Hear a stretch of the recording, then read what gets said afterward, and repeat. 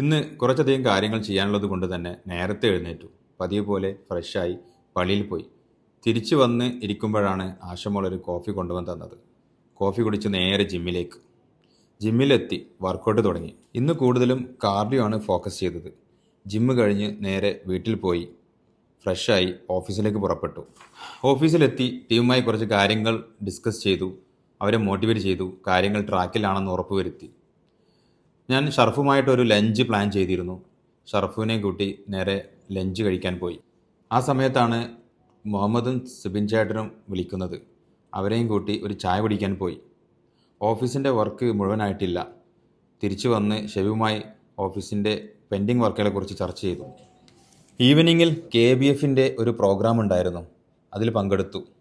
Programme കഴിഞ്ഞ് നേരെ വീട്ടിലെത്തി.